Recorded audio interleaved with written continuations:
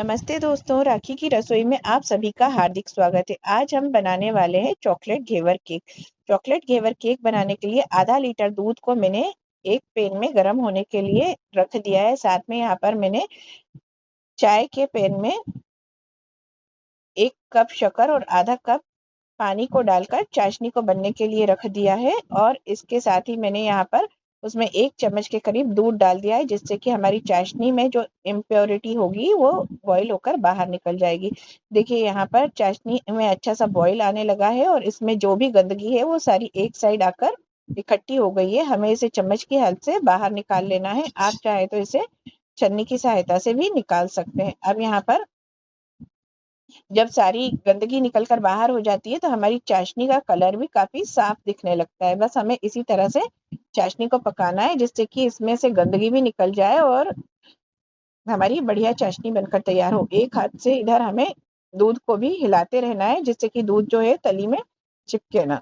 अब यहाँ पर देखिए दूध को मैंने मीडियम टू हाई फ्लेम पर गर्म होने के लिए रखा है। इधर चाशनी हमारी ऑलमोस्ट बनकर तैयार हो गई है। बस इस तरह की चिपचिपी हल्का सा एक तार जब हम हाथों से दबाएं तो एक तार दिखे, इस तरह की चाशनी हमें बनाकर तैयार करना है। अब यहाँ पर दूध जो है अच्छे से बॉईल हो गया है। यहाँ पर मैंने 2 टीस्पून के करीब शक्कर को डाल दिया है। हम इसमें रबड़ी बना रहे हैं तो रबड़ी में शक्कर की मात्रा थोड़ी हम कम ही डालेंगे, क्योंकि हम यहाँ पर चाशनी को भी यूज करेंगे और चॉकलेट को भी यूज करेंगे। आज हम चॉकलेट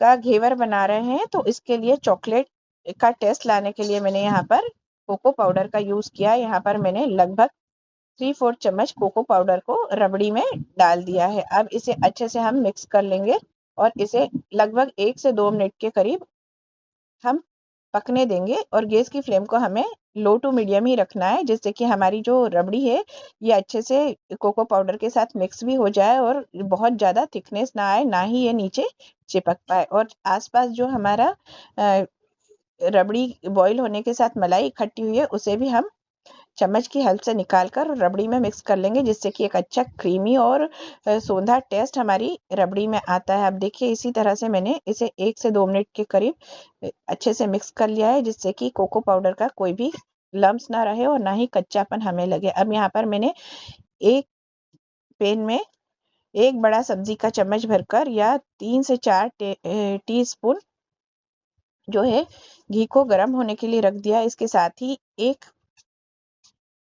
कप मैंने यहाँ पर बेसन लिया है, सॉरी बेसन नहीं, मैदा लिया है और 1 चम्मच बेसन का लिया है और 1 चम्मच यहाँ पर मैंने नींबू के रस का लिया है।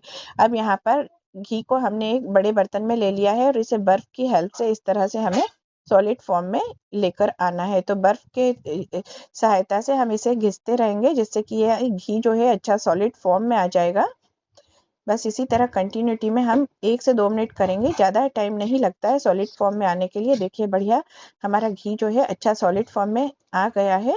बस इसे 1-2 सेकंड के लिए और मैंने अच्छे से घिस लिया है। और अब यहाँ पर जो बर्फ को घिसने के कारण पानी यहाँ पर इकट्ठा हुआ था, तो पानी को हमने बाहर कर लिया है और जो हमने घी को सॉलिड फॉर्म में लेके आए हैं, अब इसे हाथों की सहायता से इस तरह से बर्तन में अच्छे से फेंट लेना है, जिससे कि ये सॉलिड फॉर्म से फिर एक सॉफ्ट फॉर्म में आ जाए, मगर घी के फॉर्म में नहीं, एक क्रीमीनेस इसमें आ जाए और काफ़ी ये सॉफ्ट और हल्का हो जाए। बस इसी तरह से हमें इसे कंटिन्यूटी में घिसते रहना है। 1 से 2 मिनट में हम इसे घिसकर तैयार कर लेंगे। आप चाहे तो इसे मिक्सी में भी बना सकते हैं, लेकिन मिक्सी में हमें इसे पल्स मोड पर करना रहेगा, नहीं तो जो घी है वो बिल्कुल फटकर अलग हो जाएगा और बैटर जो है वो अलग हो जाएगा, क्योंकि हमें इसमें दूध और पानी जो है काफ़ी चिल्ड यूज़ करना है। अब यहाँ पर देखिए हमें मेजरमेंट का भी विशेष ध्यान रखना है। जिस कप से मैंने मैदा लिया है तो मैदा 1 कप लिया है। अब इसे मैं कंटिन्यूटी में स्टेप स्टेप में मिलाती रहूंगी। अब देखिए यहाँ पर मैंने थोड़ा सा मैदा जो है हमारा जो क्रीमी फॉर्म में हमने घी बनाकर तैयार किया है उसके साथ मिक्स कर दिया है। अब ये देखिए अच्छे से हमें इसे मिक्स करना है कि कोई लम्स ना रहे। यहाँ पर 1 चम्मच मैंने बेसन का लिया है। बेसन यहाँ पर इसलिए डाला जाता है जिसमें कि हमारा जो घेवर है इसमें अच्छा सा टेक्सचर आए। अब यहाँ पर बेसन को मिक्स करने के बाद स्टेप स्टेप में हमें मैदे को भी मिक्स करना है, जिससे कि मैदा जो है ये भी अच्छे से मिक्स हो जाए। और जो है घी का जो हमने कंटिन्यूटी में फॉर्म बनाया है वो अच्छे से तैयार हो। अब यहाँ पर देखिए बचा हुआ जो मैदा है उसे भी मैंने डाल दिया है। अब यहाँ पर जिस कप से मैंने मैदा लिया है उसी कप से मैंने 3/4 कप अच्छा चिल्ड दूध ले लिया है। बिल्कुल चिल्ड दूध लेना है जिससे कि हमारे घेवर जो है अच्छे बनकर तैयार हो। अब स्टेप स्टेप में हमें दूध को डालना है और उसको मिक्स करते जाना है। अब ये बचा हुआ दूध भी मैंने इसमें डाल दिया है और इसे भी हम हाथों की सहायता से अच्छे से फेंटते हुए मिक्स कर लेंगे जिससे कि किसी भी तरह का कोई लम्स ना रहे। अब देखिए जिस कप से मैंने मैदा लिया उसी कप से मैंने 3/4 कप दूध लिया है। यहाँ पर 1 कप मैंने चिल्ड पानी को लिया है सेम कप से और यहाँ पर इसे भी हम स्टेप स्टेप में डालकर और अच्छे से मिक्स करते जाएंगे जिससे कि कोई दिक्कत ना हो और लम्स ना बने। अब देखिए आधा पानी मैंने यहाँ पर डाला है। अब इसे अच्छे से मिक्स कर दिया है और इसी तरह से फेंटते रहेंगे जिससे कि हमारा बैटर जो है काफी अच्छा बनकर तैयार हो। अब बचा हुआ जो पानी था उसे भी मैंने यहाँ पर डाल दिया है और इसे भी हम अच्छे से मिक्स कर देंगे। अब देखिए हाथों की सहायता से इसे भी अच्छे से मिक्स कर लेंगे और अगर कोई लम्स हमें लग रहा है तो उसे इस तरह से हमें हाथों की सहायता से मैश करते हुए लम्स को हटा देना है। अब यहाँ पर 1 कप मैंने पानी और यूज किया है और इसे भी मैंने यहाँ पर डाल दिया है जिससे कि बैटर जो है वो हमारा काफी अच्छा बनकर तैयार हो और बिल्कुल चिल्ड पानी ही है। यहाँ पर कुल टोटल मैंने 2 कप पानी और 3/4 कप दूध का यूज किया है। अब यहाँ पर मैंने 1 चम्मच लेमन जूस को डाला है। लेमन जूस यहाँ पर इसलिए डाला जाता है कि घेवर में एक अच्छी सी जाली बन जाए।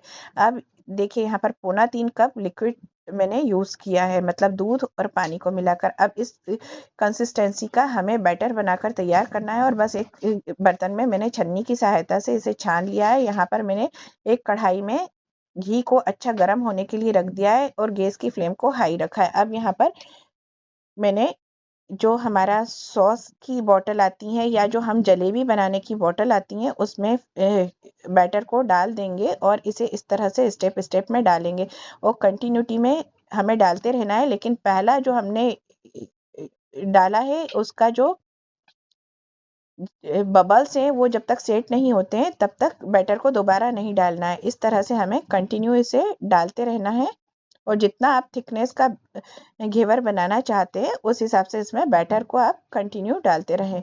तो बस इसी तरह से हमें कंटिन्यू डालना है। गैस की फ्लेम को हाई रखें और अगर आपका बर्तन पतला है तो फिर अगर आपको लग रहा है कि जलने लगा है हमारा घेवर तो गैस की फ्लेम को मीडियम हाई भी कर सकते हैं लेकिन इससे ज़्यादा लो या लो मीडियम ना करें। बस इस तरह से हमें इसे कंटिन्यूटी में डालते हुए पकाते रहना है जब तक कि हमारा घेवर पूरा अच्छे से कवर ना हो जाए और बीच में हमें होल को मेंटेन करके चलना है। जब भी हम घेवर का बैटर डालें तो उस टाइम ध्यान रखना है कि जो एक होल अपने आप ही बनने लगता है बीचों बीच ही हमें घेवर को डालना है और 2-2 4-4 ड्रॉप के साथ ही हमें यहाँ पर डालना है। और देखिए ये जैसे जैसे एक का बबल सेट हो जाए और तब हमें दूसरी बार यहाँ पर डालना है। अब जो घेवर है हमारा ऑलमोस्ट बनने पर है। अब बस इसका जो होल है ये छोटा होता जा रहा है तो बस इस तरह से हमें डालना है और इसके होल को मेंटेन कर कर ही हमें यहाँ पर पकने देना है। तो मैंने यहाँ पर इसे चाकू की सहायता से इस तरह से होल को वापस सेट कर लिया है जिससे कि मैं दोबारा बैटर डालूं तो अच्छे से यहाँ पर पक सके और अच्छे बबल्स यहाँ पर आ सकें। अब देखिए हमारा घेवर जो है ये बनकर तैयार हो गया है। अच्छा गोल्डन कलर हमारे घेवर में आ गया है। अब गैस की फ्लेम को मैंने 1 सेकंड के लिए स्लो कर दिया है और यहाँ पर इस तरह से हमने घेवर को निथार लिया है जिससे कि एक्स्ट्रा इसमें जो भी घी है वो निकल जाए। मैंने पहले भी यहाँ पर घेवर बनाकर रख रखे हैं तो मैं आपके सामने कुल टोटल 4 फ्लेवर में घेवर लेकर आ रही हूँ। तो आज जो है मैंने चॉकलेट फ्लेवर का घेवर बनाया है बच्चों की डिमांड पर। तो देखिए यहाँ पर मैं बिल्कुल केक के पैटर्न में घेवर बना रही हूँ। तो यहाँ पर मैंने एक बड़ा घेवर बनाया है इसके साथ ही यहाँ पर एक छोटा घेवर भी मैं बनाऊंगी जिसको बनाने के लिए मैंने मटका रखने की जो रिंग होती है उसे यहाँ पर रखा है और उसमें बैटर को इस तरह से स्टेप स्टेप में हम डालते जाएंगे और घेवर को पकने देंगे जब तक फर्स्ट टाइम का सेम प्रोसीजर यही रहेगी कि फर्स्ट टाइम का जब तक इसमें बबल्स सेट ना हो तब तक हमें सेकंड टाइम इसमें डालना नहीं है। बहुत ही इजी तरीके से ये बनकर तैयार होने वाली मिठाई है रक्षाबंधन पर। इस तरह की मिठाई हमारे यहाँ पर राजस्थान और एमपी में हमेशा मिलती हैं रक्षाबंधन के टाइम पर। इसकी सेलिंग बहुत रहती है और परचेसिंग भी बहुत रहती है, और ये जितना दिखने में टफ रहता है लेकिन बनाने में बहुत ही इंजॉय किया मैंने इसे। अब देखिए यहाँ पर हमारा घेवर जो है पककर तैयार हो गया है। चम्मच की सहायता से मैंने इसके आसपास के किनारों को सेट कर कर नीचे कर दिया था, जिससे कि घेवर अच्छा सा पककर तैयार हो गया है। और इसकी रिंग को हम इस तरह से किसी भी चाकू और चम्मच की हेल्प से बाहर कर लेंगे। इस टाइम पर प्रिकॉशन ये रखें कि बहुत गर्म रहता है, तो इसे बड़े संभाल के रखें कि जिससे कोई दुर्घटना ना हो पाए। अब देखिए घेवर बढ़िया हमारा बनकर तैयार हुआ है, कितनी अच्छी जालियां आई हैं। अब इसे हम बस इस तरह से थोड़ा सा घी निथारते हुए निकाल लेंगे, और अब हम इसे ठंडा होने के लिए रख देंगे। अब हमने चाशनी को, घेवर को और हमने जो रबड़ी तैयार की है, इन सभी को अच्छा ठंडा होने देना है। गरम इसमें कुछ भी यूज नहीं करना है, नहीं तो जो घेवर है वो बड़ा सौगी टाइप का बनकर तैयार होगा। अब देखिए चाशनी भी ठंडी हो गई है, घेवर भी ठंडे हो गए हैं।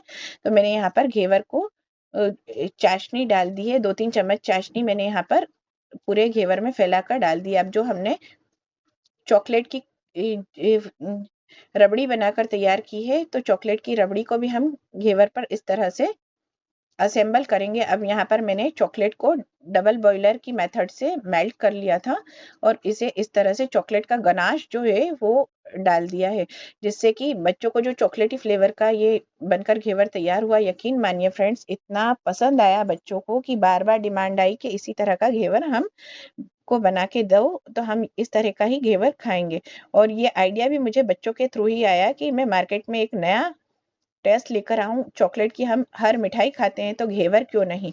तो ये मेरी बेटिया के कहने पर ही मैंने बनाया। अब जो छोटा घेवर था उसे मैंने बड़े घेवर को चॉकलेट गनाश और रबड़ी के संग असेंबल करने के बाद छोटे घेवर को उसके ऊपर रख दिया है, और यहाँ पर रबड़ी जो हमने चॉकलेटी रबड़ी बनाई है इसके साथ यहाँ पर मैं इसे पूरा अच्छे से असेंबल कर रही हूँ। अब बस इसी तरह से हमें पूरा रबड़ी को घेवर पर फैला लेना है, जिससे कि इसके कहीं भी जो होल हैं घेवर पे वो दिखे ना, और अच्छे से अंदर तक रबड़ी जो है वो सोक कर ले घेवर। बस इसी तरह से हमें फैलाते हुए रबड़ी को डाल देना है। यकीन मानिए फ्रेंड्स इतना टेस्टी बनकर तैयार हुआ कि मेरे बच्चे के साथ साथ उसके जितने फ्रेंड्स हैं उन लोगों ने भी काफ़ी तारीफ की है कि आंटी ये बहुत अच्छा बनकर तैयार हुआ। अब यहाँ पर इसी तरह से दोबारा हमने चॉकलेट गनाश को फैला दिया है रबड़ी के ऊपर, और थोड़ा सा इसे मैं इस तरह से फैलाऊंगी कि एक पूरा केक का लुक आ जाए।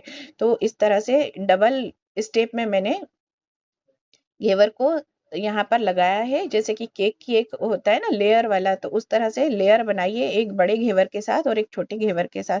अब बस मेरी बिटिया मुझे इंस्ट्रक्शन दे रही कि आपने थोड़ा सा यहाँ पर चॉकलेट कम डालिए, तो इस तरह से थोड़ा सा आप चॉकलेट और डालिए जिससे कि हमें खाने में और अच्छा टेस्ट लगे। अब देखिए यहाँ पर कुछ मेरे पास ड्राई फ्रूट कटे हुए थे, बादाम और पिस्ता, तो उससे मैंने यहाँ पर गार्निश कर दिया है। और इसके साथ ही यहाँ पर मैंने व्हाइट चोको चिप्स थे, इसको भी यहाँ पर गार्निश कर दिया है।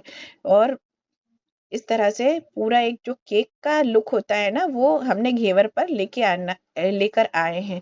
तो इस तरह से एक बार बनाइए, खाइए, और मेरी चैनल को सब्सक्राइब कीजिए, लाइक शेयर और कमेंट कीजिए, बेल आइकन को दबाइए जिससे कि आपको नोटिफिकेशन मिलते रहे।